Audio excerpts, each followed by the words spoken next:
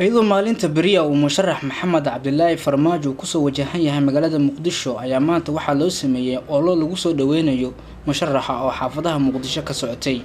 waxaana gaari ku soo mareen inta badan magaalada iyagoo isticmaalaya aalada codka dadka gaarsiisa inta uu socdo Allahaasi ayaa la arkayay dadka u saabtumaya gawaarida uu ku dhagnaa sawirka musharax Maxamed Cabdilaahi Farmaajo qaar ka mid ah dadkii goobta iskugu yimid ayaa si gaar ah ula hadlay TV-ga STN waxaana ka mid ahaa fanaan Dayax Dalnuurshe iyo qaar ka mid ah haweenka Muqdisho ku nool farmaajo soo dhaweynayna farmaajo dadku beertay dalkana asaga suuqna asaga hadda anigu ku hadlaayo maanta fanaaniinta Soomaaliyeed ana afkooda ku hadlaayo waxaan si kala waxaynagoo jecel waxaynagoo xiiso u qabna waxaynagoo doonayna inuu na xukumo farmaajo soo dhaweynayna magaalada Muqdisho soo dhaweynayna waxaan leenahay Allah ma garab galo cidana qaadi doonto ani waxay beelo ka hadlay waqtigan bay madaxweyne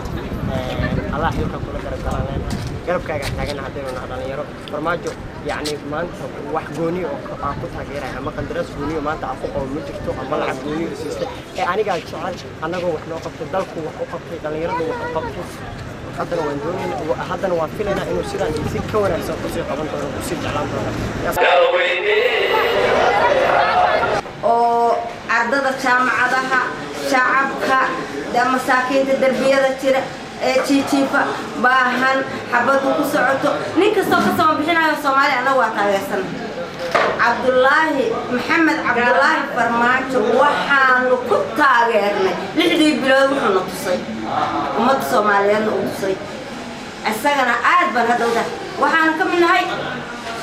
mashruuca tayo xisbiga tayo ayaanu ka midnahay waana u sacabtumaynaa xafladaan u dhigaynaa waanu garab baanu siinaynaa hadday yihiin ummadda Soomaaliyeed oo dhan intii islaam kulay wiiligi waraysi diidin laakiin maanta waraysi ugu horeeyay waxaan iga keentay kheyraad oo qabno jaamiyad daacad ah wadanka noo hagaago waxaan rajeynayaa insha Allah inuu yeesto farmaajo Allah marwal guud garabkaada Allah galo